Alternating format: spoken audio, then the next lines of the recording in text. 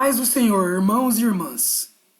Se você tem um chamado de Deus na sua vida, uma promessa de ser um pregador ou pregadora, ou até mesmo se você já tem um ministério, leve o seu ministério a sério, venha se capacitar ainda mais na palavra de Deus e aprender os detalhes das Escrituras, os mapas das cidades da Bíblia, os costumes e culturas típicas daquela época e muito mais. Acesse o nosso site que está na descrição e conheça o nosso treinamento, que irá fazer você se aprofundar ainda mais nos textos bíblicos.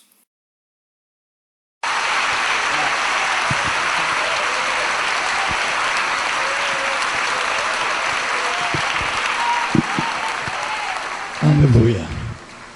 Toda honra, toda glória seja dada ao Senhor. Cumprimento os irmãos com a paz do Senhor. Cumprimento os irmãos com a paz do Senhor.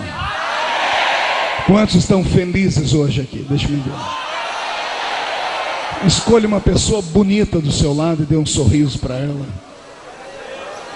Ficou difícil? Se ficou difícil, pode olhar para mim aqui e sorrir, ok? Os que estão assentados, vamos estar em pé, por favor. Estou muito feliz em poder estar aqui mais uma vez. Enquanto o convite não chegou, eu não sosseguei. Eu falei, será que esse ano não vem? Aí quando o pastor Samuel me ligou, eu fiquei muito feliz e honrado. Como ele disse, já virou algo religioso, né? E se não me convidar para o ano que vem, eu venho, nem que seja para ouvir o pregador, né? Obrigado, pastor Samuel. Ele fica me agradecendo, mas ele sabe que eu que devo agradecimentos a ele. Deus usou essa semana mais uma vez na minha vida, semana passada, melhor dizendo, e uma grande bênção nós recebemos através da vida desse profeta do Senhor. Esse ministério parece que está ficando escasso na terra. São poucos os homens em quem nós damos credibilidade profética. E eu gostaria que nas suas orações você sempre apresentasse o pastor Samuel, para que o Senhor o conserve assim em graça e em intimidade com Deus. Amém? Aleluia. Apocalipse capítulo 5.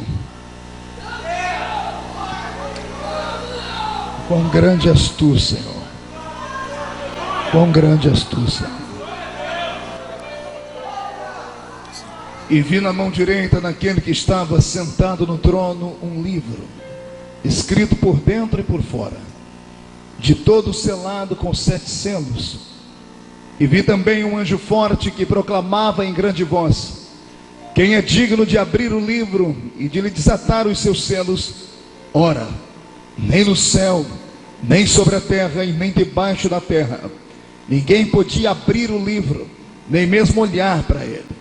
E eu chorava muito, porque ninguém foi achado digno de abrir o livro, nem mesmo de olhar para ele. Todavia, um dos anciãos me disse assim: não chores, eis que o leão da tribo de Judá, a raiz de Davi, venceu para abrir o livro e os seus 7 selos. E então vi no meio do trono e dos 4 seres viventes e entre os anciãos de pé um cordeiro como tendo sido morto. E ele tinha 7 chifres, bem como 7 olhos, que são os 7 Espíritos de Deus enviados por toda a terra. Veio, pois, e tomou o livro da mão direita daquele que estava sentado no trono. E quando tomou o livro, os 4 seres viventes e os 24 anciãos prostraram-se diante do cordeiro, tendo cada um deles uma harpa e taças de ouro cheias de incenso, que são as orações dos santos. E entoavam um novo cântico, dizendo: digno és de tomar o livro, de abrir os seus selos, porque foste morto e com teu sangue comprastes para Deus os que procedem de toda tribo, língua, povo e nação. E para o nosso Deus os constituíste reino e sacerdotes, e reinarão sobre a terra. Vi e ouvi uma voz de muitos anjos ao redor do trono, dos seres viventes, dos anciãos, cujo número era de milhões e milhares de milhares, proclamando em grande voz: digno é o cordeiro que foi morto de receber o poder, e riqueza, e sabedoria, e força, e honra, e glória, e louvor. E então ouvi que toda criatura que há no céu e sobre a terra, debaixo da terra e sobre o mar, e tudo que há neles, estava dizendo: aquele que está sentado no trono e ao cordeiro, seja o louvor, e a honra, e a glória, e o domínio, pelos séculos dos séculos. E eu digo amém. Feche a Bíblia, coloque no banco, coloque na cadeira. Pegue na mão da pessoa mais bonita do seu lado, mais perfumada. Aperte a mão do irmão com carinho, da irmã com carinho, até eles falarem aleluia. Pentecostal que não faz barulho está com defeito de fabricação.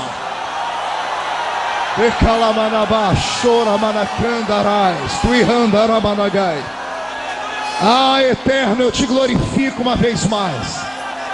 E eu espero nesta noite contar com a sua ajuda para ministrar ao coração da sua igreja. Na medida em que eu estiver pregando, Pai, abra o céu sobre esta congregação e desabe a sua glória sobre todos nós, Pai. Cerque esta igreja, Senhor, e num raio de 5 quilômetros onde houver um demônio alojado, eu dou a esses demônios 5 segundos para desaparecerem daqui, porque se não sumirem, serão queimados pelo poder da sua glória que virá sobre nós. E o segundo pedido que faço, ó Deus, é um pedido de atrevimento.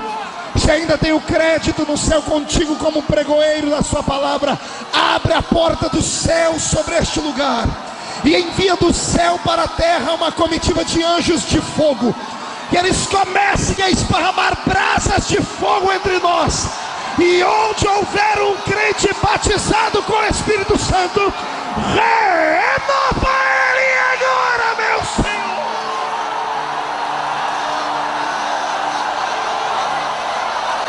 E andar abaixo e cantorou benabassuri andarabacara macandarabagai. We andaralabaixo e candorobagai teramanahasuria. Fala conosco, Senhor. Fala conosco, em nome de Jesus. Amém, amém e amém.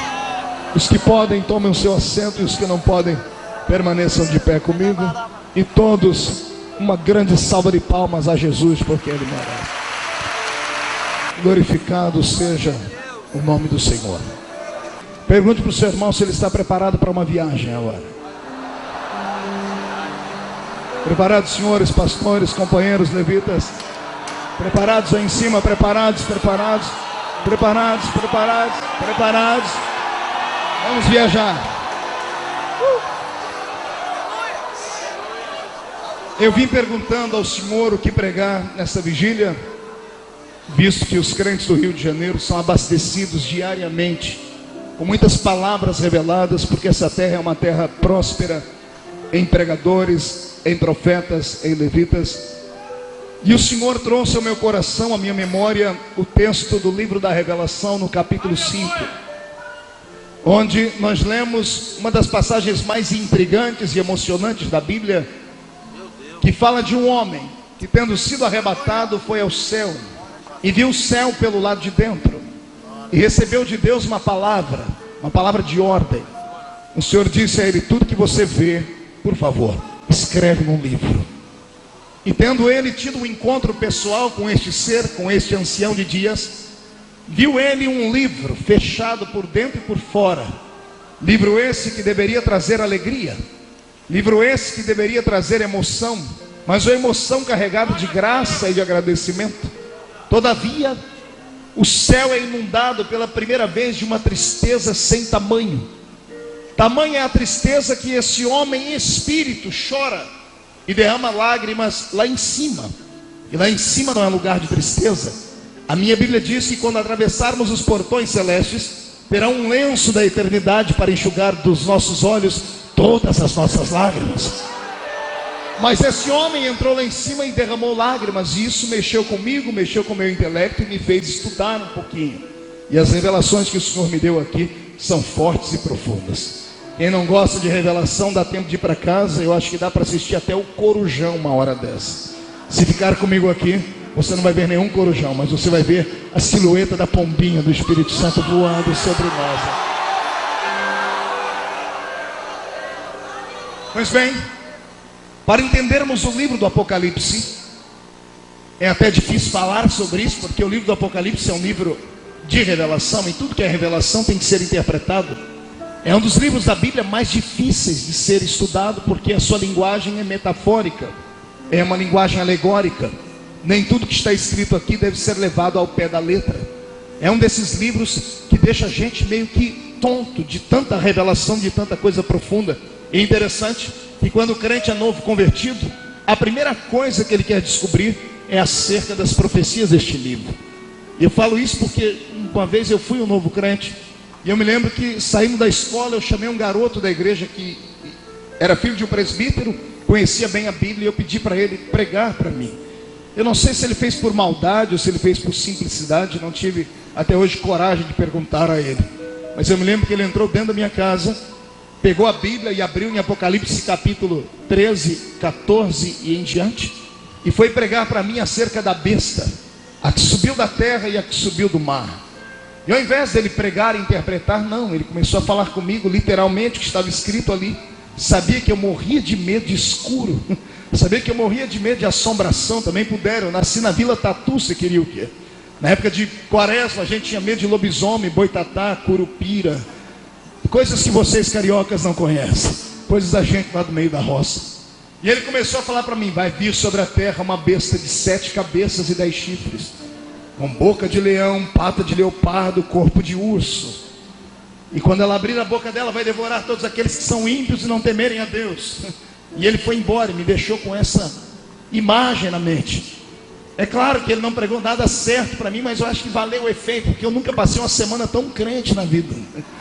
Também nunca passei uma semana com a luz acesa a noite toda como eu passei aquela, com medo de abrir a porta e encarar a besta. Depois de muito tempo eu vi que o irmão que falou comigo é que era uma besta, porque aquilo não tinha nada a ver, era apenas um texto que precisava ser interpretado. 7 cabeças, 7 montes, onde uma grande cidade estará alojada, 10 chifres, 10 grandes reis, que virão de um outro lado, quem sabe da Europa antiga. E eu precisaria aqui de pelo menos umas 15 horas para falar sobre escatologia bíblica, e nós não temos tempo para isso. Isso é apenas para lançar luz a você, que este livro não é um livro de fácil interpretação. Até porque no seu capítulo 1 e no verso 19, o Senhor dá a João uma visão global do que ele vai enxergar. O Senhor diz a ele: as coisas que vistes, as coisas que são e as coisas que hão de acontecer. Ou seja, quem olha para o Apocalipse e pensa que ele é um livro que fala apenas de coisas futuras, está redondamente errado. O Senhor estava dizendo a ele: você vai escrever sobre coisas do passado, as que vistes, as coisas do seu presente, João, as que são, e as coisas que hão de acontecer do seu futuro. Existem textos deste livro que podem ser interpretados de uma, duas, 3 formas. Pode ser interpretado de uma luz apontada para Israel, pode ser interpretado de uma luz apontada para a igreja, e de uma luz apontada para o mundo ímpio e pecaminoso aí fora. Por isso, é um livro que, para se pregar dentro dele e para se ter uma visão, você tem que ter a sua mente aberta. Levante um dedo de profeta comigo, bata na cuca do seu irmão, na mente dele, e diga para ele: abra sua mente então. E só para não perder um costume, aquele glória a Deus que só o povo de Madureira sabe. Interessante é que este é o último livro do cânon sagrado. O livro tenha sido escrito por último. Quem escreveu este livro não era um rapazinho, nem uma pessoa de meia idade, era um ancião. Tinha ele mais de 90 anos de idade. E aqui começa o desenrolar de uma bela e grande amizade. Para chegar no Apocalipse, permita-me falar um pouquinho do seu escritor, não do seu autor, porque aqueles que conhecem a Bíblia Sagrada sabem muito bem que este livro não tem, como dizem por aí, 40 autores. Esse livro tem 40 escritores. Autor é só um, aquele que está sentado no alto e sublime trono. Ele é o autor.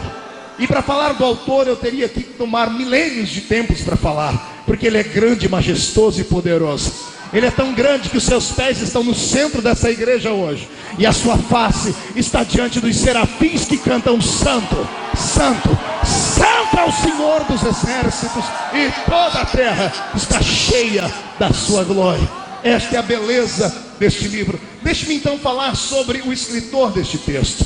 Interessante é que quando o Senhor estava com o seu ministério latente, crescente na terra, ele chamou 12 homens especiais. Repita essa frase comigo: 12 homens especiais. 1, 2, 3.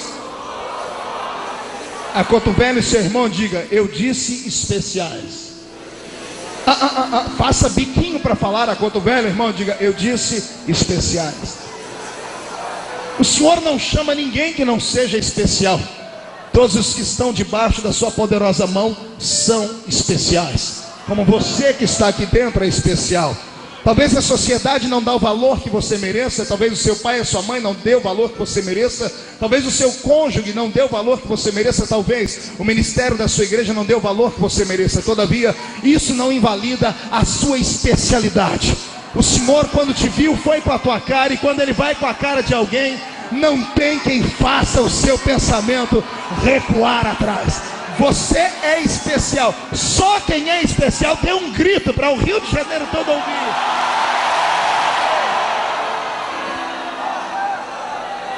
Agora, no meio dos especiais, existem aqueles que são mais especiais.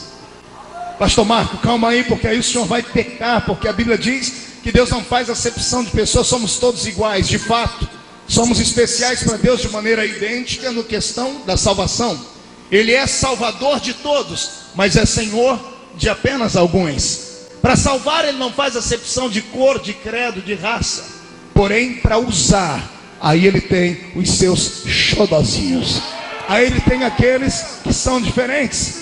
E eles são diferentes, embora sejam especiais, são diferentes. São diferentes não porque Ele os fez diferentes, mas porque eles conquistaram a atenção dele de uma maneira diferente. É como um pai que tem vários filhos. Eu tenho 3 filhas. Cada uma delas tem o seu peso, cada uma delas tem a sua beleza, cada uma delas tem o seu poder de persuasão para comigo que sou pai. Mas a menorzinha de todas, eu insisto sempre em contar a sua história. É a que mais me chama a atenção. Não porque ela seja mais bonita do que as outras, até porque as 3 são lindas, são muito parecidas com o pai. É uma beleza sim, em comum. São lindas, Karen, Kathleen e Camille. Porém, Camille, a menorzinha, é diferente. Um dia desses eu cheguei em casa, cansado, joguei as malas para o chão, estressado, e lá vem a pequenina, correndo, chegou perto de mim, se joga no chão, botou o joelhinho e as suas mãozinhas no chão, olhou para mim, com aquele olho desse tamanho, de jabuticaba, e disse assim: papai, olha o que eu fiz para o senhor. Eu falei: o que, Camila? Ela disse assim: miau. Miau. Eu disse: que isso, Camila? Ela disse: papai, eu sou o seu gatinho. E eu fiz aquilo que todo mundo faz com um gatinho que fica se esfregando na gente. Joguei as malas para o chão, botei o gatinho no colo e fiz um monte de carinho nela. Ela é tão esperta que toda vez agora que eu fico bravo com ela, quando eu vou levantar a voz para ela, ela se joga no chão assim: miau, papai, miau. Porque ela é inteligente. Olha para o seu irmão e diga: filho especial tem que ser inteligente, tem que chamar a atenção do seu pai. Está entendendo? É por isso que o papai do céu tem alguns que ele chama de amigo, que ele chama de queridos. Não é que Deus tem um carinho especial pela pessoa porque ela é melhor do que as outras. É que essa pessoa conquistou o coração dele de uma maneira carinhosa e diferente. É diferente, basta você olhar de um lado para o outro. Tem irmão na igreja que ele põe o pé dentro da igreja já orando em línguas. O cidadão não tem 2 dentes na boca para contar. Se tiver, é só 2 também, é o zagueiro e o atacante. Mas ele abre a boca orando em língua estranha. E o outro que é doutor, é mega empresário, chega na igreja e fica com a cara parecendo que foi batizado num pote de vinagre. Aí o outro recebe dom, revelação e glória, e o outro fica travado parecendo uma múmia. Aí o que fica travado parecendo uma múmia fica dizendo que aquele outro é maluco, é ignorante, é isso, é aquilo. Não é nada disso. É que aquele outro é esperto, é inteligente, conquistou a atenção do seu pai do céu. Eu quero te dar um conselho hoje. Chame a atenção do seu Deus. Chame a atenção dele. Faça alguma coisa que você vai fazer Deus ficar assim, estupefato contigo. Eu sei que os grandes teólogos, pastor Samuel, ouvem essa mensagem e dizem assim: ignorante este pregador. Mal sabe ele que Deus não pode ser pego de surpresa. Não tem nada que o crente faça que Deus não saiba. Então não há como surpreender Deus. Você tem razão, teólogo. Mas deixa eu dar agora uma palavra de pai. Uma palavra de pai que quando vê o seu filho, sabe que o filho às vezes não pode pegá-lo de surpresa. Camille é outro exemplo. Às vezes eu estou com ela brincando e ela se esconde atrás da cortina, ou debaixo do sofá, ou atrás de alguma peça da casa. Eu sei onde ela está, mas ela está querendo me impressionar. Ela está querendo dizer que ela é sábia, inteligente e conseguiu se esconder. E eu, como um bom pai, não vou quebrar o coraçãozinho dela achando ela na hora. Qual pai aqui dentro nunca passou pelo filho atrás da cortina e disse assim: cadê meu filhinho? Onde ele se escondeu? Você sabe onde ele se escondeu, mas só para deixar ele bem alegre, você diz: meu Deus, ele sumiu, e agora? E de repente lá sai a criaturinha pequenininha com o olhinho brilhando de trás da cortina, agarra você e diz assim: papai, te peguei, mamãe, te peguei. E o pai e a mãe fingem que tomou um susto: oh, você me tomou de surpresas. Papai do céu é assim, ele está só esperando você se esconder atrás de uma cortina, enfiar debaixo de um banco. Ele quer que você surpreenda ele, mesmo sabendo que ele não pode ser pego de surpresa.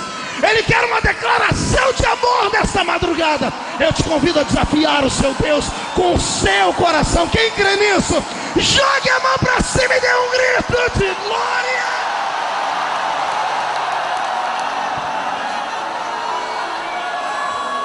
O meu Cristo teve 12 homens especiais, mas ele teve 3 que eram acima da média: Pedro, Tiago e João. Cada um deles tinha algo que chamava a atenção no seu Cristo. Cada um deles fez com que o coração do Senhor se voltasse para eles. Talvez Pedro tenha conquistado Jesus pelo seu temperamento, pela sua petulância. Pense no homem desequilibrado.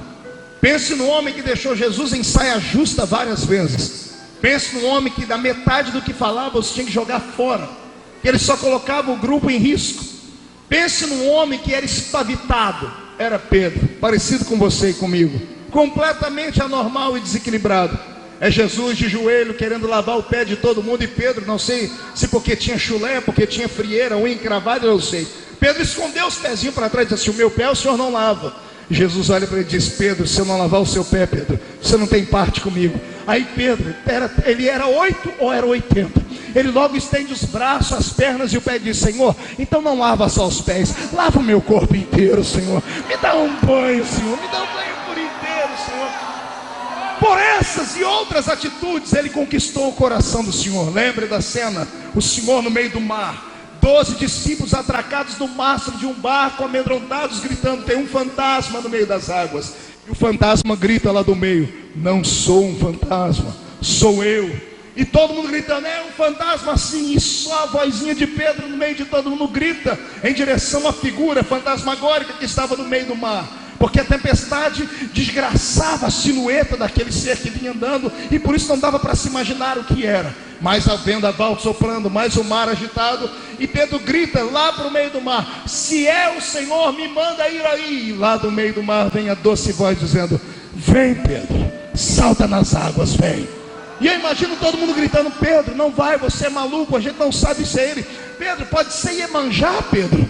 Pedro, pode ser Dagon. Pedro, pode ser uma sereia, Pedro. E Pedro não está nem aí para aquilo que eles estão dizendo. E outra, não era nem um pouco equilibrado. Se fosse equilibrado, ia jogar uma escada para fora do barco, ia descer devagarinho, ia colocar o pé nas águas para ver se elas estavam duras para poder andar. Pedro, se eu conheço bem ele deu foi logo um salto em cima das águas. Se fosse um monstro, ele teria afundado, mas era o Senhor que estava ali. Quando ele bateu os pés nas águas, as águas firmaram. Ele gangorra para um lado, gangorra para o outro, olha para trás de gente. Não precisa ter medo, é ele. Só ele tem poder sobre as águas do mar. Aí eu sei que os críticos de plantão vão dizer: pastor, mas ele afundou. Pastor, eu sei que ele afundou, mas a culpa não foi dele, a culpa foi do vento. O dia que você ler o texto, leia direitinho, você vai ver que o vento tirou a atenção de Pedro. No meio da tempestade, o vento batia no cabelo dele e fez ele olhar para a esquerda. Quando ele olhou para a esquerda, ele viu tribulação. Quando ele olhou para a direita, ele viu uma infinidade de problemas que poderiam matá-lo. E isso fez a sua fé esmorecer por um tempo. Ele afundou, mas o Senhor não deixou ele morrer. Pedro está dentro do barco agora. Tem 11 discípulos se desculpando, dizendo: Senhor, eu não pulei nas águas porque eu não queria te envergonhar, não queria te testar. O Senhor não precisa provar mais nada. Eu só gritei fantasma porque todo mundo gritou, senão eles iam me chamar de uma pessoa diferente. Todo mundo dando uma palavra de desculpa, e no final todo mundo dizendo: Senhor, nós não queríamos te envergonhar. Já pensou? Toda vez que alguém lembrar dessa história, vai lembrar que Pedro é um homem de pouca fé. E eu imagino Pedro enxugando o cabelo, pedindo a oportunidade, dizendo: gente, eu quero falar. E todo mundo diz: fala, Pedro. E ele levanta e diz: vocês têm razão. Toda vez que alguém lembrar dessa história, vão me chamar de homem bully, homem de pouca fé. Vamos chamar de homem chaleira, homem de pouca fé. Mas toda vez que alguém contar essa história, vão ter que falar que só 2 seres no universo conseguiram quebrar a lei da gravidade, andaram em cima das águas. Um foi ele, o outro fui eu. Pedro, eu andei em cima das águas. E a multidão dos 11 grita, mas afundou. E ele rebate, mas eu andei. Mas você afundou, mas eu andei. Mas você afundou, mas eu andei. O que importa é andar. O que importa é experimentar. Aqui eu quero deixar um conselho para você que tem sonhos. Quero deixar um conselho para você que vê o seu ministério minguar por causa dos outros. Escute uma palavra. Deus ama homens de coragem. Deus ama homens e mulheres apaixonados por Ele ao ponto de ir até o limite. É melhor ir, bater a cara no muro, cair e voltar e se arrepender de ter ido e caído, do que passar a vida inteira arrependido de não ter tentado. É melhor você bater a cara no muro de tentar e se arrebentar, do que você passar a vida inteira pensando como teria sido. Ei, deixa-me dizer, sabe por que às vezes você assiste alguma fita minha e olhando para trás, o ministério que está atrás de mim, às vezes, nem sempre, é claro que a regra de exceção, nessa vigília é uma regra de exceção. Os pastores, eu falo aqui, eles dão um grito, levantam a mão e entram no ministério. Mas às vezes você vai ver fitas de vídeo eu pregando, a multidão explodindo e atrás de mim um monte de gente com o olho seco, igual olho de coruja. Sabe o que é isso? É gente que poderia estar onde eu estou, que poderia fazer o que eu faço, mas não fizeram, porque foram covardes, amedrontados, tiveram medo de largar tudo, tiveram medo de deixar tudo, tiveram medo de ousar, e agora ficam arrependidos porque tem que conviver com a amargura da derrota nos lábios, dizendo assim: se eu tivesse tentado, eu teria chegado lá. Mas como não tentou, tem que se contentar com essa cara fechada, parecendo delegado de justiça mesmo. E eu estou dando de ombros assim, sabe por quê? Porque eu tive coragem. E eu te desafio a ter coragem. Lute pelos seus sonhos. Lute pelos seus sonhos. Lute pelos seus projetos. Acredite na sua chamada. Acredite no seu ministério. Deixa o Senhor te usar.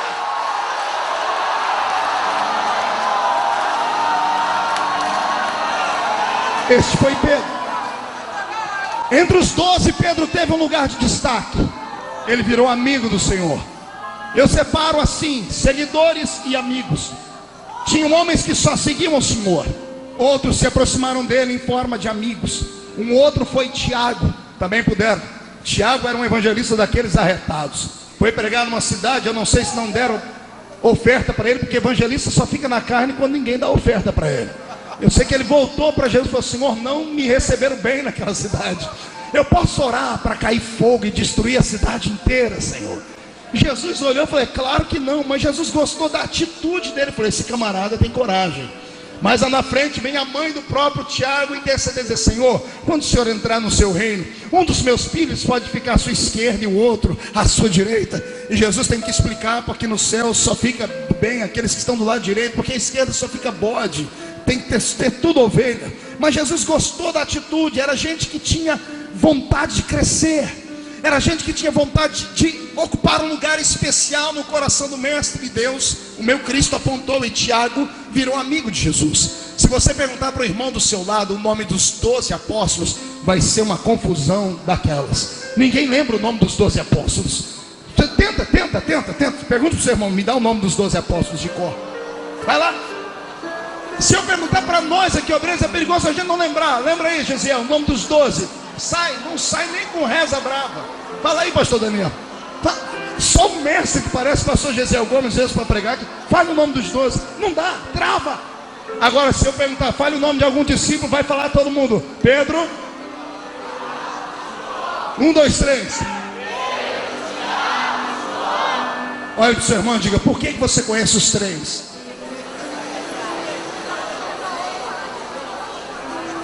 Por quê? Os outros eram especiais, tiveram a mesma chance, andaram com o mesmo Cristo, tiveram a mesma oportunidade, mas a gente não os conhece direito. Agora esses 3, a gente sabe que eles eram especiais, porque toda vez que Jesus fazia alguma coisa diferente, eram os 3 que ele chamava. Quando o Senhor foi se transfigurar no Monte Tabor, quando Moisés e Elias vieram recepcioná-lo, o Senhor levou só 3. Quem era? As últimas 18 horas de Jesus, que foram horas complicadas de perturbação, onde ele foi julgado, pré-julgado e outras coisas mais, ele levou 11 discípulos para orar com ele no monte. Porém, 3 se aproximaram dele até a entrada do jardim do Getsêmani. Só 3. Quem eram eles? E ele revelou para os 3 algo que não revelou para os outros. O que ele revelou? Ele disse para eles: a minha alma está angustiada até a morte. A gente só conta segredos para aqueles que são amigos. Eu quero te desafiar hoje a ser mais do que um seguidor. Eu quero te desafiar a ser amigo de Deus. É possível, pastor? É claro que é, pastor, mas eu como arroz, feijão e farofa, e daí? O Senhor está procurando gente para ser amigo dele aqui. Gente que empreste o ouvido, a garganta e as suas mãos para levantar e dar um belo grito de glória ao nome dele. Porém, existe um lugar de maior honra. Ele não tem apenas seguidores e amigos. Um dos 12 foi além. Um dos 12 foi além da amizade. Pastor, o que há além da amizade? Há a intimidade. Intimidade, repita comigo essa palavra, 1, 2, 3. É uma palavra romântica, porque Deus é romântico. 1, 2, 3. Pergunte para mim, pastor, o que é que João... Paz do Senhor, irmãos e irmãs. Se você tem um chamado de Deus na sua vida, uma promessa de ser um pregador ou pregadora, ou até mesmo se você já tem um ministério, leve o seu ministério a sério, venha se capacitar ainda mais na palavra de Deus e aprender os detalhes das Escrituras, os mapas das cidades da Bíblia, os costumes e culturas típicas daquela época e muito mais. Acesse o nosso site que está na descrição e conheça o nosso treinamento, que irá fazer você se aprofundar ainda mais nos textos bíblicos. Pergunte para mim, pastor, o que é que João fez demais? Eu não vou falar, eu vou fazer. Pastor Joel, por favor, vem cá. Está aqui Jesus, Pedro, Tiago, todos aqui, virando, olhando para o pessoal. E aqui está João. Amigos próximos, seguidores ao lado. João já era amigo, mas ele queria mais. Diga para o seu irmão, não se contente com pouco. Diga, queira mais. Agora diga para ele, esteja preparado para pagar o preço. Jesus gostava de churrasco de peixe. Jesus gostava de churrasco de peixe. Eles sempre sentavam e comiam peixe assado. Um belo dia eles estão comendo peixe assado e João está aqui sempre do lado dele. E João pensou consigo, o coração devia estar saindo pela boca. Continue aqui. Coração saindo pela boca e diz assim, e se ele me jogar fora? E se ele chamar a minha atenção? E se ele me passar vergonha perto de todo mundo? Um monte de coisas veio à cabeça dele, mas sabe o que ele fez? Diz assim, eu vou tentar. O máximo que ele vai fazer é me mandar sair de perto. E João encostou nele. E Jesus não fez nada. No outro dia João senta, encosta, e ele está vendo que Jesus não fez nada, aí ele vai e põe a cabeça. Pelo contrário, ao invés de Jesus empurrar ele, Jesus estende o braço e abraça ele.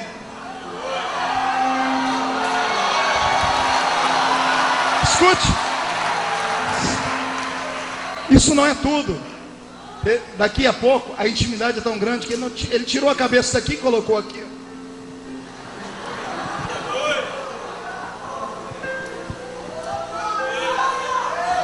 Parece simples isso, não é?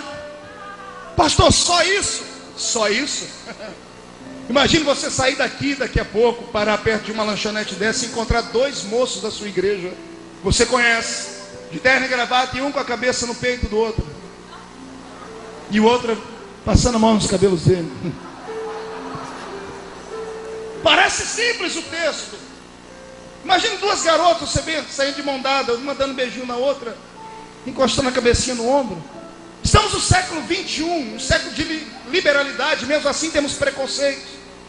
Se nós temos preconceitos hoje, imagine há 2000 anos atrás, onde a pederastia, o homossexualismo, o lesbianismo era tratado à base da pedrada, a pessoa morria no meio da rua. João foi além de tudo que os outros fizeram. Ele não se importou com aquilo que as pessoas pensavam.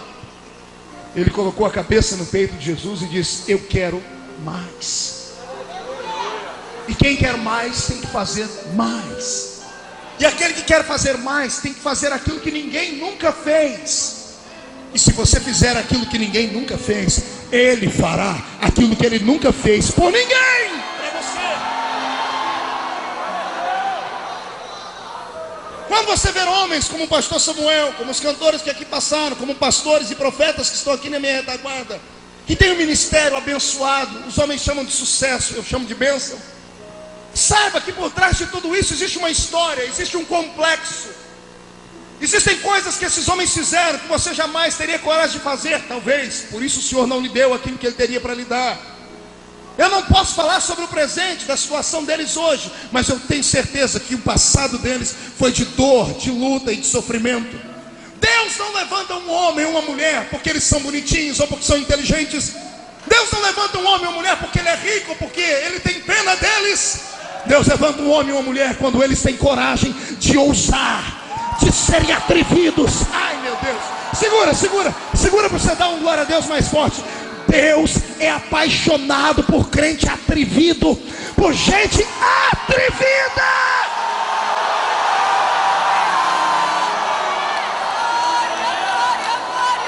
Levante a mão direita para cima. Vamos ver se você é atrevido. Coloque a mão no ombro de quem está do seu lado. Agarre o ombro da pessoa com carinho. Agarre. Olha aí, tem gente que não tem coragem de fazer isso. Não tem atrevimento. Agarrou, agora chacoalha a pessoa até ela ficar irritada. Irrita ela. Diga para ela: é isso que Deus quer fazer com você nessa vigília. Deus quer sacudir a sua história. Deixa Deus te tocar.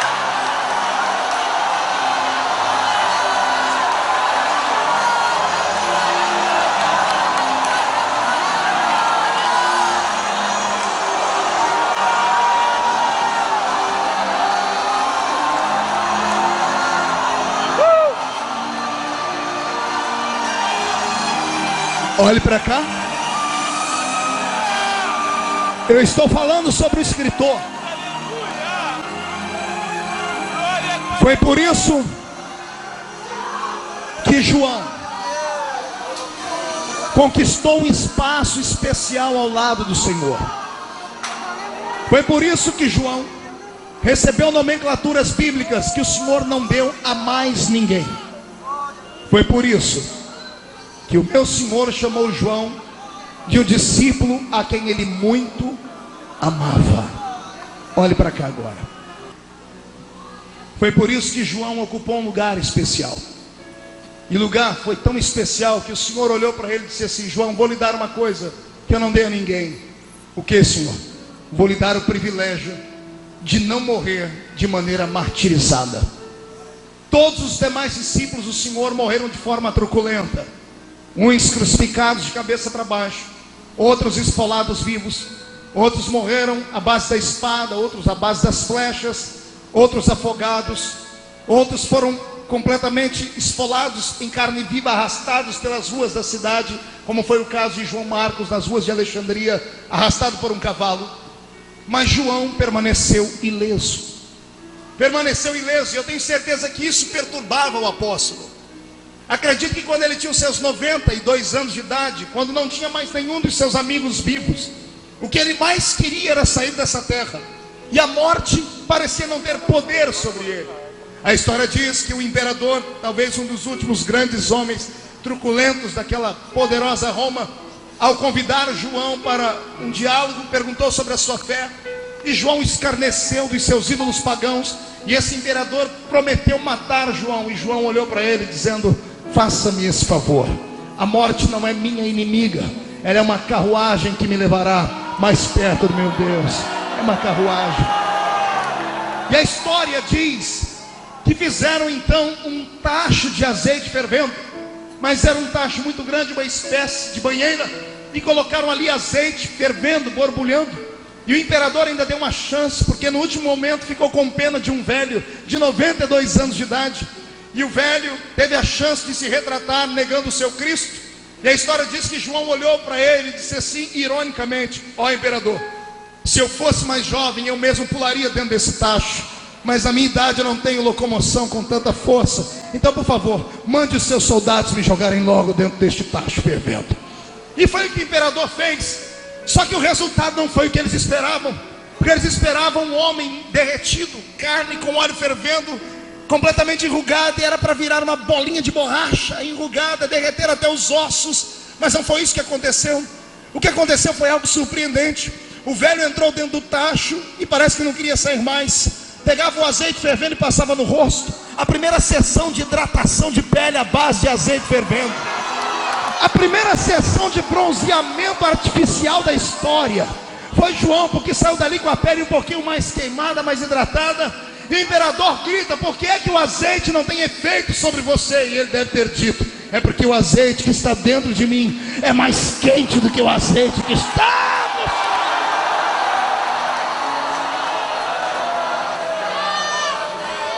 Como a morte não tinha força e nem vontade de levá-lo, jogaram ele na ilha de Patmos. Diga para o seu irmão: na ilha de Patmos. Vem comigo para a ilha. Chegue comigo nas portas daquela grande ilha. Uma ilha rochosa, infestada por bestas feras humanas, homens que eram malditos, bruxos, que os imperadores não tinham coragem de tocar neles, e por causa dos seus crimes hediondos os lançaram naquela ilha.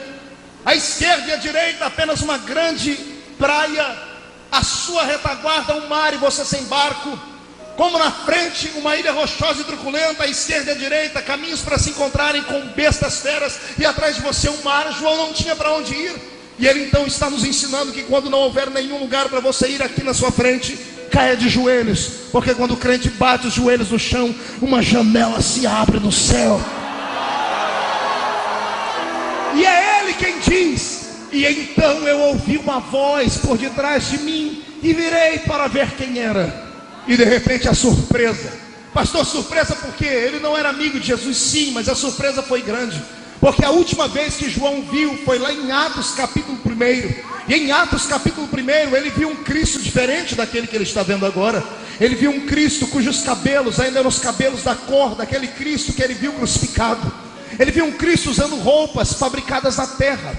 Ele viu um Cristo com os olhos da cor dos olhos que ele era acostumado a ver aqui na terra. Por isso que aqueles irmãos que estavam ali vendo Jesus se acender e uma nuvem ocultar, não saíram correndo, porque eles viram que aquele era o Jesus ressurreto. Pastor, por que os homens no caminho de Emaús não conheceram Jesus? Porque eles viram um Jesus trucidado, eles viram um Jesus cadavérico, eles viram um Jesus ensanguentado, destruído, com mais de 460 cortes no seu corpo. E agora eles veem um Cristo num corpo ressurreto. Eles veem ele com saúde. Na cruz não havia beleza nenhuma para que o desejassem. Agora ele estava ali com seu corpo ressurreto. A última vez que João viu ele subir. E quando a nuvem ocultou, João não queria parar mais de olhar. Foi preciso 2 anjos aparecerem e falarem: ei, do jeito que ele foi, um dia ele vai voltar aqui também. E agora, 60 anos depois, olha o reencontro. Ele ouve uma voz, e quando ele vira para ver, não era mais aquele homem de cabelos castanhos. Seus cabelos agora eram brancos como a lã branca. Seus olhos não eram castanhos, eram como chamas de fogo. O seu corpo não está vestindo linho usado ou criado por mulheres que ali estavam, mas era um linho fabricado lá nas tecelagens celestes que existem lá no céu. Havia um cinturão de ouro que traçava o seu peito, e os seus pés reluziam como latão que saíra da fornalha, e da sua boca uma espada aguda de 2 fios dizia assim: João, sobe pra cá, meu amigo, sobe pra cá.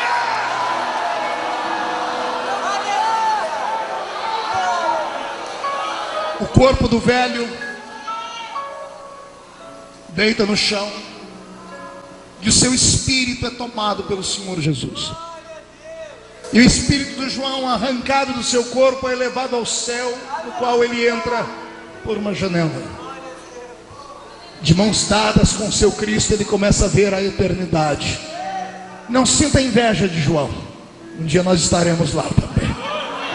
Não sinta tristeza por não ser como ele, nem que seja com palma nas mãos. Eu quero te ver lá naquele lugar, estaremos lá. E uma visita rápida pelo céu, João vê e entende tudo que está à sua volta. Porque quem está em espírito no céu não precisa perguntar, tudo lhe é mostrado instantaneamente. E ele recebe do Senhor Jesus incumbências, e uma delas é mandar 7 cartas às 7 igrejas que estão na Ásia. Deve ter sido a pior parte de escrever o Apocalipse, porque havia algumas igrejas que nutriam pelo Senhor não um amor, mas uma aversão. Havia algumas igrejas que o Senhor disse a elas assim: olha, eu estou na sua porta batendo, querendo entrar, e vocês não me deixam aí entrar. Quantas vezes não preguei Apocalipse 3:20 para o pecador, dizendo ao pecador: Jesus está no seu coração batendo e você não deixa ele entrar. Mas se abrir, ele vai entrar e cear contigo. Todavia, o Senhor não está falando com pecadores, ele estava na porta de uma igreja dele. E a igreja onde ele estava, o líder da igreja era maior do que ele, e mandou trancar a porta na cara de Jesus, e disse: aqui ele não pode entrar. Mas o mestre, com a sua humildade, vive insistindo e batendo na porta dessas igrejas, dizendo assim: se abrirem a porta e voltarem pelo caminho correto, eu entrarei e voltarei a dar a minha palavra, e a ceia será entregue ao meu povo mais uma vez. Eu poderia aqui gastar mais 2 horas falando sobre igrejas que fecharam a porta de Cristo, mas não é essa a mensagem. Tem uma igreja pior do que essa. O Senhor está dizendo para João: João, há um trono nessa igreja maior do que a cadeira do pastor presidente. Há um trono nessa igreja que é o trono de Satanás. Satanás fez o seu trono dentro da igreja.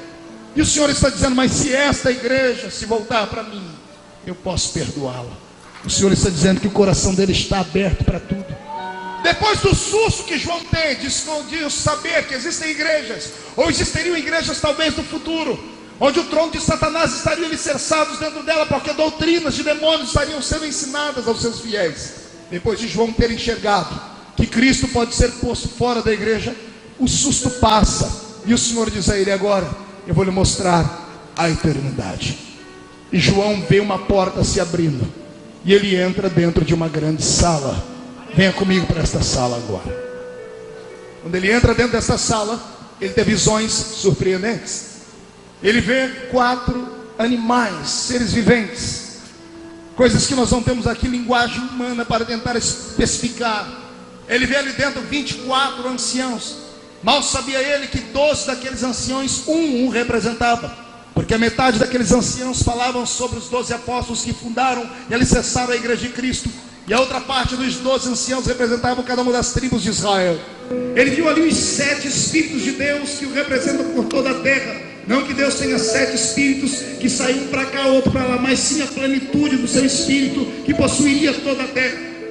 Quando João tem toda essa visão cabalística, quando ele tem toda essa visão metafísica, quando ele tem toda essa visão mística do céu, ele fica embasbacado como eu ficaria. Porém a situação muda, e ele olha para frente e vê um trono, e sentado no trono está um grande ser, e este ser segura na sua mão direita um grande livro. E quando João olha o livro, ninguém precisa dizer a ele que livro era, porque em espírito ele enxerga o que significava aquele livro. E antes que ele dê um grito de glória a Deus, antes que ele dê um grito de aleluias, uma voz ecoa dentro daquela sala, um grande anjo dizendo: ninguém na terra, nem debaixo dela, nem em cima nos céus, foi encontrado digno de olhar para o livro, de desatar os seus selos e de ler o que estava escrito dentro dele. E nesse momento ele diz: e eu, João, chorava muito. Aqui começamos a pregação da palavra dessa noite. Que livro era esse? Que livro era esse que fez o ancião olhar para ele e chorar em espírito dentro do céu? Eu sei que alguns podem olhar e dizer assim: pastor, é simples. Nós sabemos que cada um desses selos, ao serem desatados, liberariam sobre a terra catástrofes, assim como as 7 taças, assim como as 7 trombetas tocadas. Parece que tudo com conexão 7 dentro do Apocalipse fala de desgraças e de misérias. Por isso eu disse que existem textos que têm mais de uma interpretação, e eu vou lhes dar apenas uma das interpretações deste livro. O que eu descobri me fez chorar muito de alegria, e me fez saltar e entender o choro do velho ancião. Quando ele olhou para aquele livro fechado por dentro e por fora, e um anjo gritando que ninguém podia abrir, ler ou desatar os selos, ou mesmo de olhar para o livro, eu entendi o choro de João. Aquele livro É o livro mais importante que existe lá em cima nos céus. É um livro escrito pela própria mão divina. É um livro escrito com uma tinta que não há mais em todo o grande universo. Não era um livro de acontecimentos futurísticos. Era um livro da vida. Era o livro da redenção da humanidade. Eu disse o livro da redenção da humanidade. E me choca ter que repetir 2 vezes a palavra redenção para ver um crente dar um grito de glória. Mas eu entendo. Vivemos uma época que ninguém mais prega sobre cruz, sangue, redenção, pecado, ou perdão de pecados na igreja. Vivemos uma época, José, onde só se fala de riqueza, de prosperidade, de possibilidades. Vivemos uma época onde os crentes entram dentro da igreja e parece que estão dentro de um consultório de um psicólogo, onde os pastores parecem querer mais tratar dos seus problemas de desequilíbrio emocional do que da sua alma propriamente dito. Vivemos uma época em que as pessoas vêm para a igreja para terem os seus egos massageados. Vivemos uma época em que os crentes vêm para a igreja para ouvirem as pessoas elogiarem, falarem como estão bonitinhos, como estão fofinhos, como estão transitando dentro da igreja de uma maneira tão bela. As pessoas querem os holofotes, querem o brilho, querem ser destaques. Ninguém mais quer cruz. Querem um evangelho desproporcionado, não querem mais compromisso, querem um evangelho prostituído, um evangelho adulterado. Não querem mais falar sobre peso, não querem mais falar de renúncia, não querem mais falar de dor, não querem mais saber que Satanás está aí para atormentar, não querem mais que os seus pecados sejam expostos, não querem mais que ninguém fale o que eles têm que fazer ou o que eles devem fazer. Cada um é dono do seu próprio nariz. Por isso a palavra redenção parece que não tem mais poder. Mas esta madrugada, na vigília de Madureira, eu quero resgatar a essência desta palavra e quero falar que sem a redenção nós não somos nada. Escute, sem Deus eu não sou nada, e sem a redenção eu não sou ninguém. Sem Deus você não é nada, e sem a redenção você não é ninguém. É claro que para levar você ao contexto dessa palavra, eu teria que falar que redenção é quando alguém olha para você e vê que você não tem forças para ir a um lugar ou para carregar algum peso, e a pessoa troca de lugar com você. Redimir alguém é você salvaguardar a pessoa, se colocar no lugar dela ou pagar a dívida dela. E como a palavra redenção não está mais em uso, eu tenho que usar a própria Bíblia para te fazer lembrar. Vou te explicar o que é redenção com um texto bíblico. Imagine você com uma doença incurável agora, mas a doença é tão tenebrosa que você não tem mais nariz para respirar, porque a cartilagem apodreceu. As suas orelhas já não existem mais, a sua língua está purulando pus, os seus dedos, as suas articulações já não se mexem. Você não tem unhas porque as unhas apodreceram. Você está agora suando sangue. Você está agora transpirando pus. Você está fedendo. Seus cabelos estão caídos. E você parece mais uma figura que saiu de um filme de terror do que um ser humano.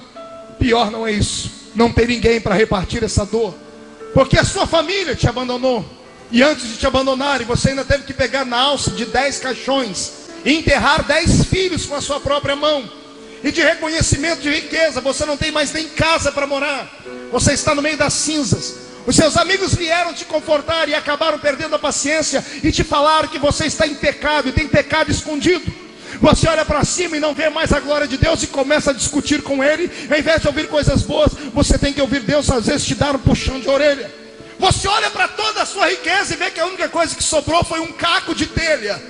E você está agora abandonado por tudo e por todos. E não há mais salvação, não há esperança para você. Por isso todos te deixaram. E de repente, como que por um passe de mágica, como que num encantamento místico, dentro do seu cérebro que já está destruído e morto, esperando apenas a sepultura se abrir, lá dentro, no fundo do túnel, uma luzinha começa a piscar, e uma lembrança de que você serve um Deus que tem poder para colocar o homem no cativeiro e tem poder para arrancar o homem do cativeiro. E de repente você se lembra que o seu Deus não é um Deus, Ele é o único Deus. E que quando Ele tem promessa na vida de alguém, a morte não tem poder sobre a pessoa até que a promessa se cumpra na vida dela. E aí, o que é que você faz? mesmo não tendo ninguém para ouvir a sua confissão, porque tudo que ouviram foi um desabafo, você dizendo: eu amaldiçoo o dia em que eu nasci. Mesmo não tendo ninguém para ouvir a sua prédica, você agarra aquele caco de telha e espanta os seus únicos amigos ali, que são as moscas que estão voando em cima da sua podridão, e levanta aquele caco de telha como um troféu e grita bem alto para alguém que está acima das estrelas ouvir assim: eu sei que o meu Redentor vive.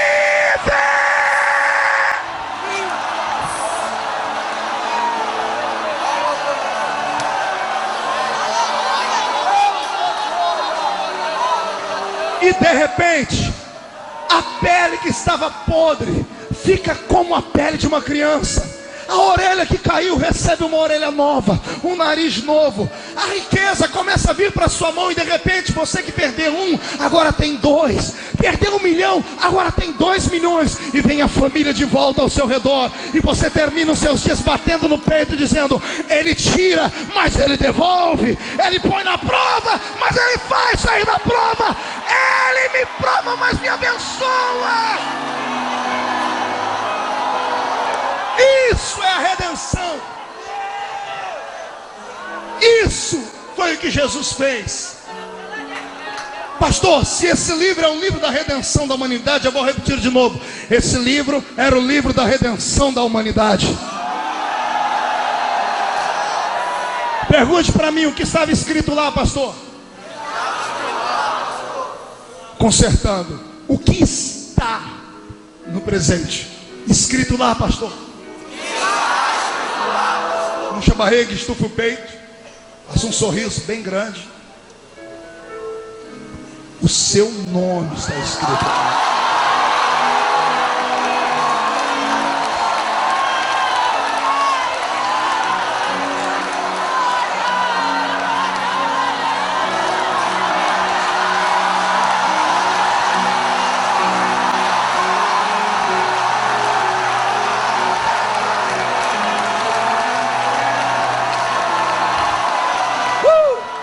Pastor Marco, não entendi uma coisa, pastor. Pergunte. Se era o nome de João que estava escrito lá, por que ele chorava? Vou explicar. João chorava porque alguém gritou dentro da sala: ninguém na terra, nem debaixo dela, nem em cima podia olhar para o livro, não podia abrir o livro, e não podia ler o que estava escrito lá. E João disse: e eu chorava muito, porque como aquele livro era o livro da vida,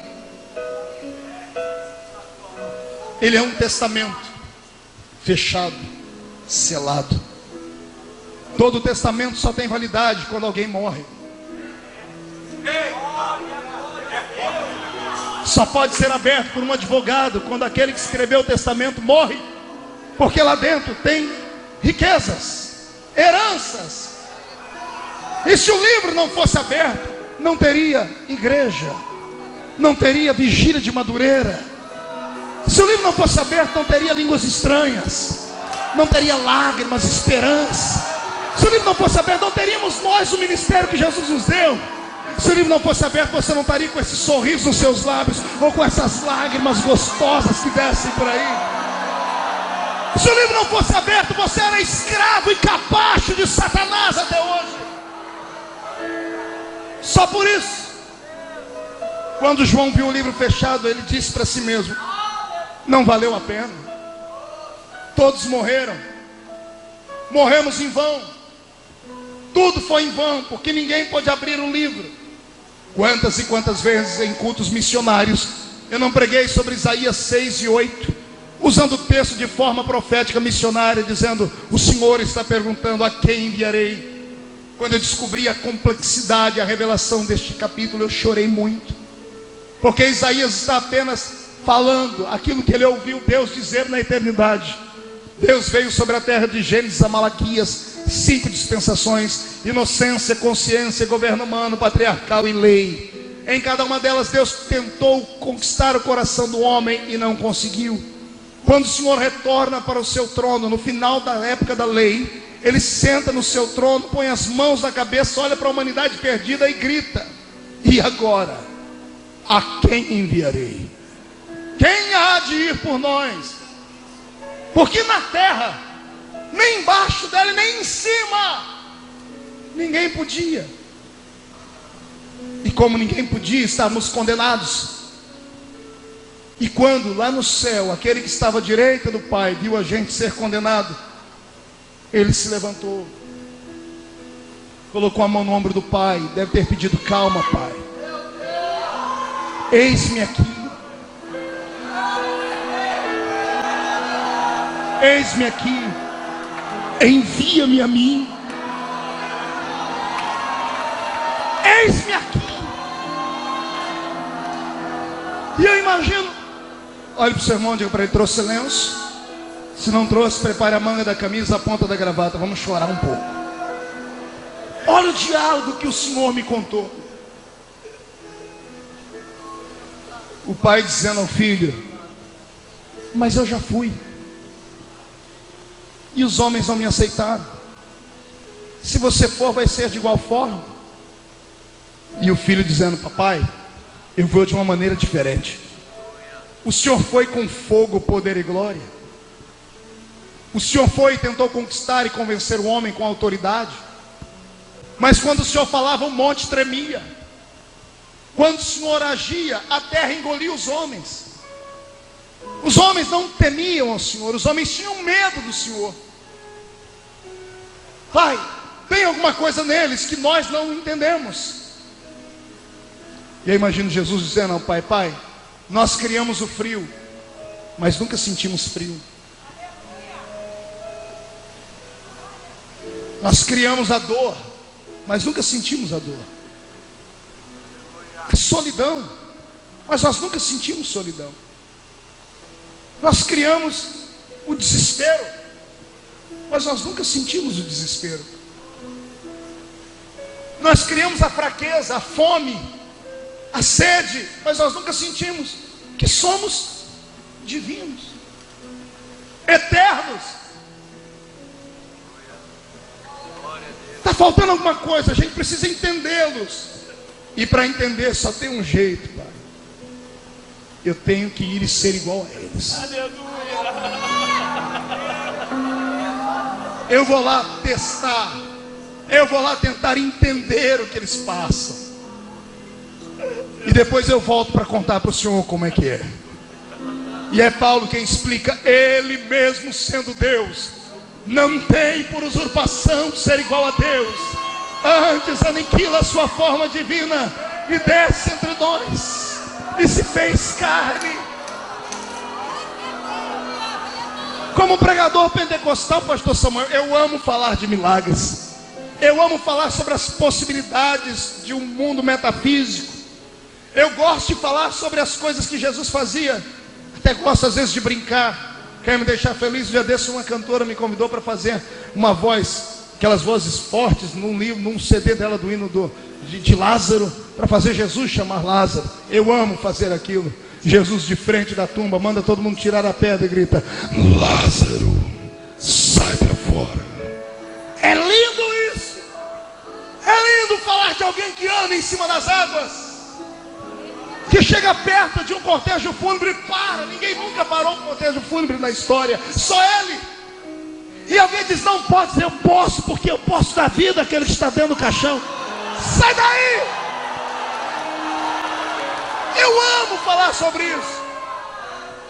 Mas você quer ver eu ficar feliz?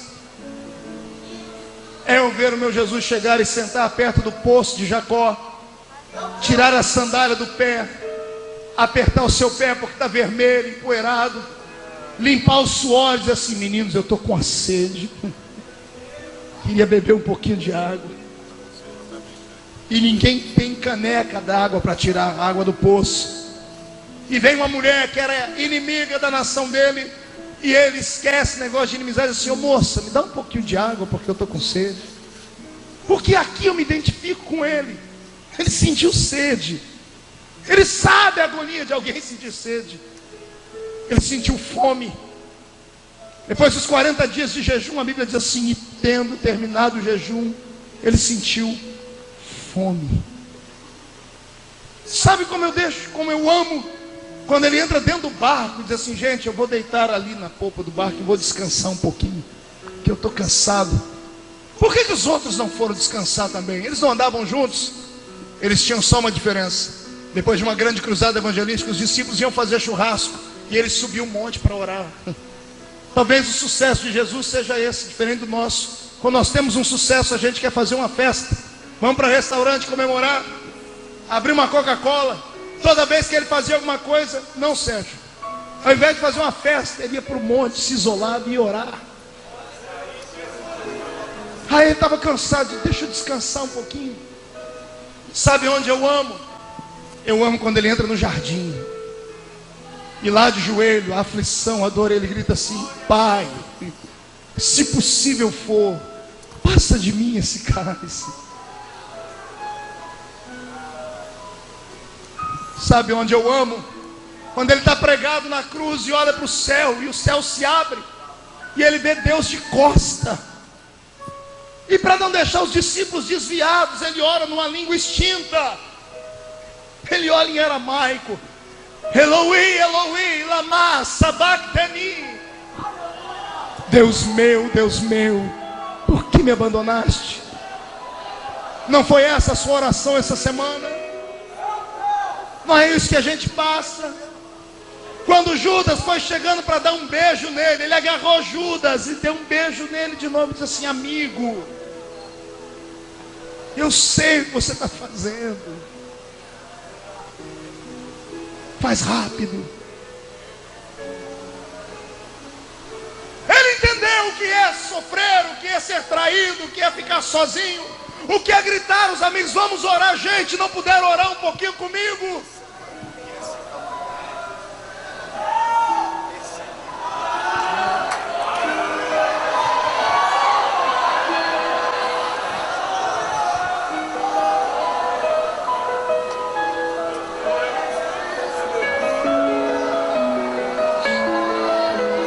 É na hora da dor que a gente se aproxima mais de Deus, sabia? É na hora da solidão, é na hora do jardim, é do vale, que você se iguala a Ele, ou Ele se iguala a você. É por isso que Ele não suportava ninguém chorando. Ele entrava no meio da história e trazia alegria. É por isso que toda vez que você chora, alguém lá em cima intercede por você com gemidos inexprimíveis.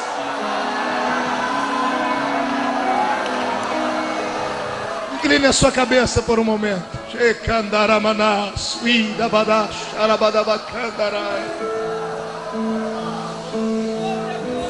Ah, Deus, 2006 não foi um ano muito fácil. Tem alguns que vieram nesta última vigília em busca, Pai, do milagre, porque as suas últimas forças estão indo embora. Tem alguns em casa ouvindo pelo rádio que não puderam nem se levantar de tanta dor e angústia.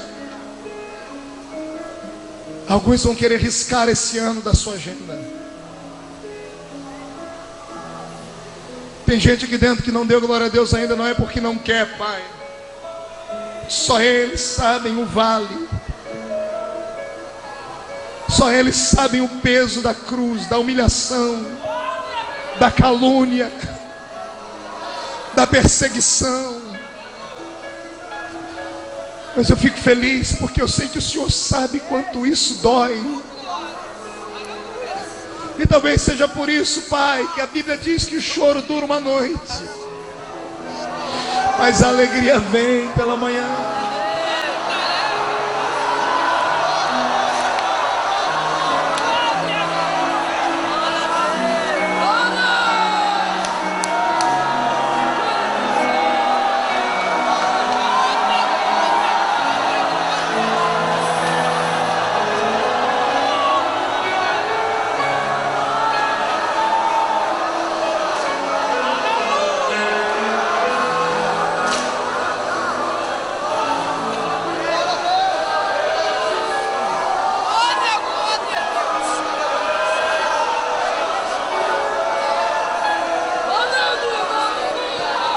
me deixa feliz, Senhor, é saber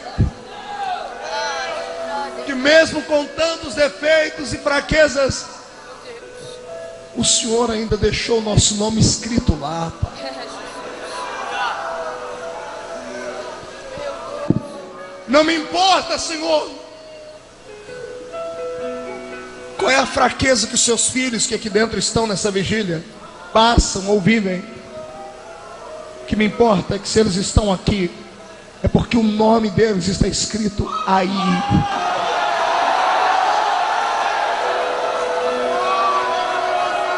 Te convido a erguer a sua cabeça e a dar um grito de glória a Deus, porque você é um campeão da natureza.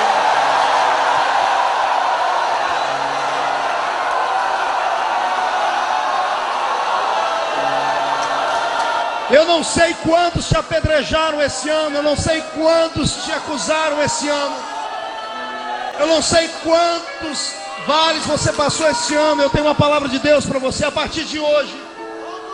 Não aceite a acusação de mais ninguém. Não aceite, rejeite. Ainda que a pessoa te mostre uma mão furada, se a mão estiver furada, peça primeiro a certidão de nascimento dela. Se ela não nasceu há 4 anos antes de Cristo, no 4º ano, ano Domini, e lá não está a cidade de Belém, e o nome do pai, José, e o nome da mãe, Maria, não aceite. Porque ninguém nessa terra, vivo hoje, morreu por você na cruz. Ninguém tem o direito de apontar o dedo para você, por nada! Por nada!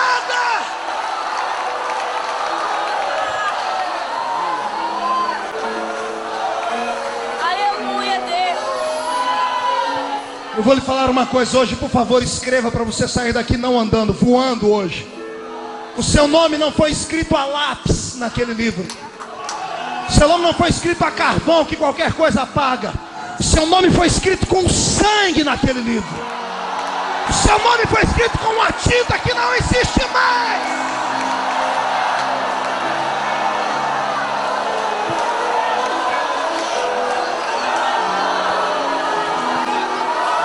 Apagam o nome da pessoa com tanta facilidade. Não tem uma matéria que apague o sangue.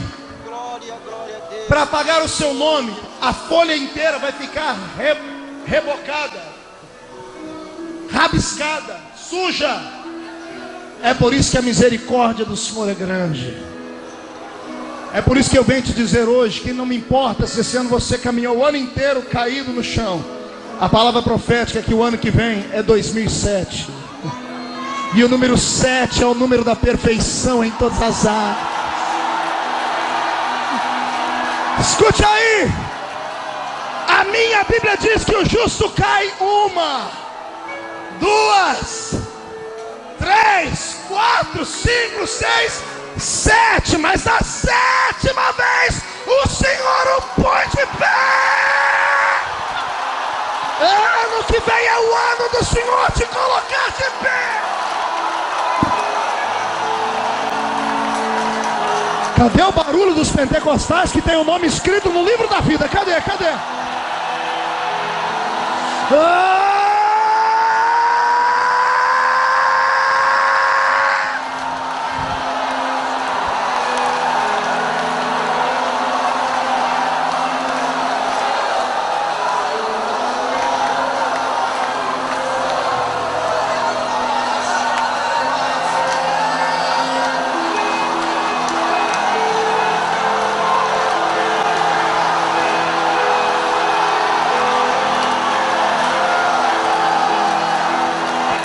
Satanás, esse é o grito dos nomes que estão escritos naquele livro.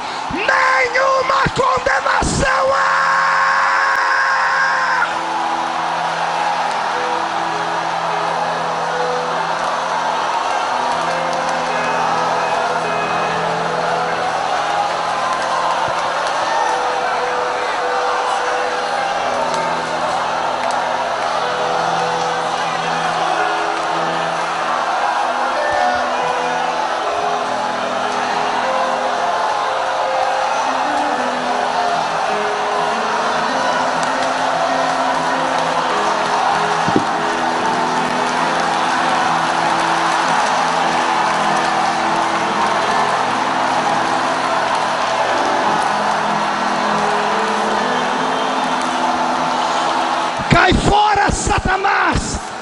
Não tem mais para demônio, não tem demônio que te oprima, não tem Satanás, pombagira, canta, não tem demônio que te oprima.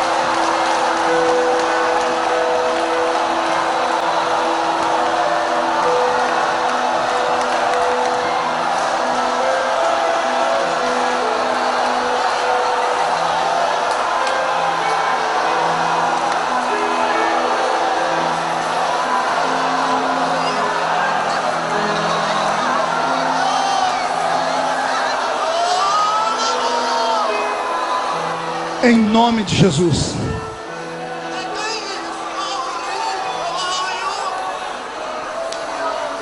Não deixe ninguém roubar de você a alegria da salvação. Ontem, pastor Samuel, estava no aeroporto de São Paulo, esperando uma conexão. E entrei dentro de um estabelecimento comercial. Uma senhora me atendeu. E quando ela me olhou, eu não estava de terno nem de gravata. Ela olhou para mim e disse assim: de congregação o senhor é? Eu disse: eu sou pastor assembleiano. Ela olhou para mim, abaixou a cabeça assim: e eu sou uma desviada. Eu olhei para ela, coloquei a mão no queixo dela, levantei e disse assim: não, você não está desviado, você está de férias. E sorri. Fiz uma brincadeira. Uma lágrima desceu. Ela disse: ninguém nunca me disse uma coisa tão bonita. Todo mundo que entra aqui me chamou de desviado ou de mundana. Eu disse: se você fosse desviado ou mundana, o espírito que está em ti não testificaria com o espírito que está em mim.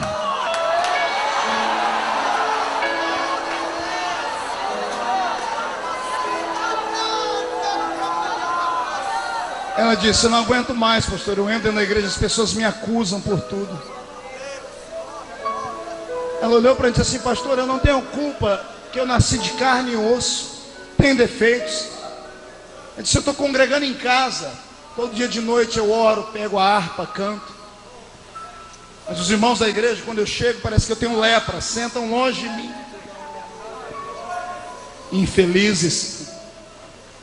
Pensam que foram eles que morreram na cruz por ela. O mistério da redenção e do perdão é algo que você não tem que entender, só absorve. E acredite, a pior prisão que há é a prisão chamada... Ai, Jesus, fala ou não fala?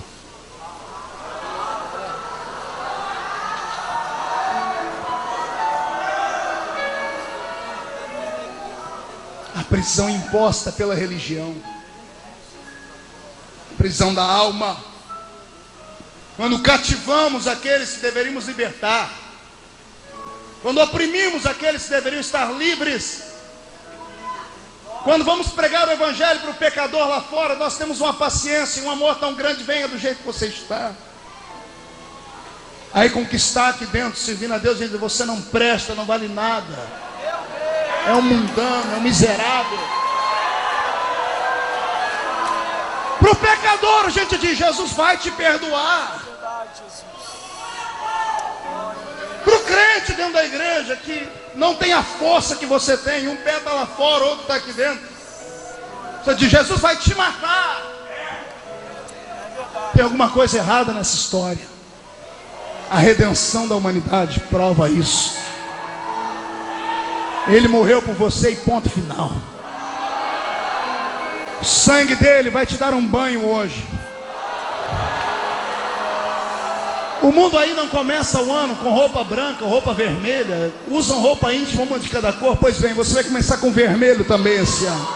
O sangue vermelho de Cristo sobre a sua história.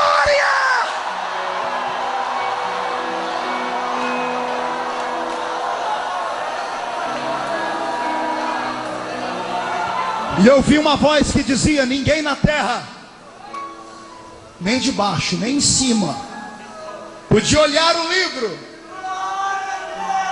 desatar os seus selos e ler o que estava escrito lá. E eu, João, chorava muito, até que um ancião se levantou e veio até mim e disse: João, não chores. Olhe para o irmão do seu lado, passe a mão nas costas dele e diga assim: não chores. Não, diga com mais força, diga: não chores. Não chores. Não chores, Daniel. Não chores, Samuel. Não chores, Jean. Não chores. Não chores, gente. Não chores. Não chores. Por que não chorar? João, já encontramos o campeão, o dono do testamento, João. Olha ele ali, João. E João dizia: eu virei para ver, e lá estava ele. Qual o nome dele? Eis ali, João, o leão da tribo de Judá. Eis ali, João, a raiz de Jessé, João. Quem está sentado, fique de pé, pegue na mão do seu irmão. Feche os seus olhos. Veio, pois, e tomou o livro da mão direita daquele que estava sentado no trono. E quando tomou o livro, os 4 seres viventes e os 24 anciãos prostraram-se diante do Cordeiro, tendo cada um deles uma harpa e taças de ouro cheia do incenso, que são as orações dos santos do Rio de Janeiro, que estão na vigília de Madureira.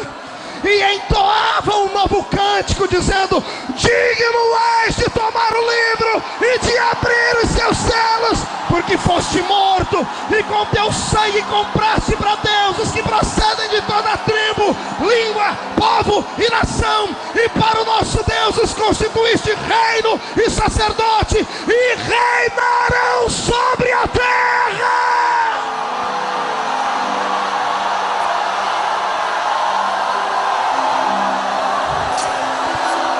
E ouvi uma voz de muitos anjos ao redor do trono, dos seres viventes e dos anciãos, cujo número era de milhões e milhares de milhares, proclamando em grande voz: digno é o Cordeiro que foi morto de receber o poder, a riqueza, a sabedoria, a força, a honra, a glória e o louvor.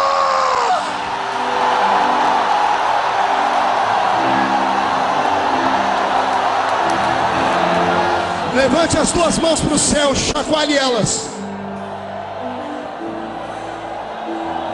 Faça uma tomada disso, cinegrafista. Chacoalhe suas mãos. Dê meia volta, escolhe alguém, fique cara a cara com ele ou com ela. Chacoalhe a mão sobre o seu irmão. Mão direita para cima. Chacoalhe sua mão. Grite comigo: em nome de Jesus. Em nome de Jesus. Todos os demônios que atormentaram a minha salvação, a minha família, a minha igreja, a minha vida em 2006, eu ordeno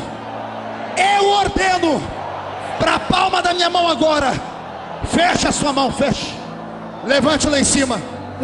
Eu vou contar até 3. No 3 você vai jogar no chão e pisar em cima. 1. Você nunca mais será o mesmo, porque o seu nome está escrito lá.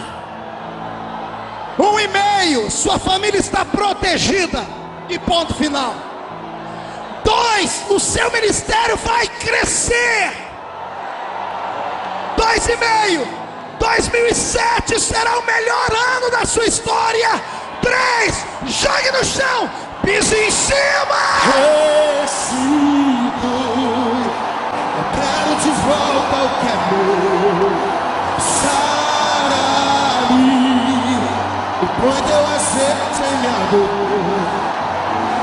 vestido e leva-me às águas tranquilas. Lava-me e refrigera minha alma.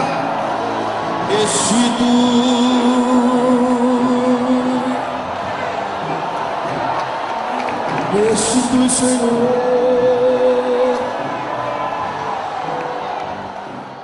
Paz do Senhor, irmãos e irmãs. Se você tem um chamado de Deus na sua vida, uma promessa de ser um pregador ou pregadora, ou até mesmo se você já tem um ministério, leve o seu ministério a sério, venha se capacitar ainda mais na palavra de Deus e aprender os detalhes das Escrituras, os mapas das cidades da Bíblia, os costumes e culturas típicas daquela época e muito mais. Acesse o nosso site que está na descrição e conheça o nosso treinamento, que irá fazer você se aprofundar ainda mais nos textos bíblicos.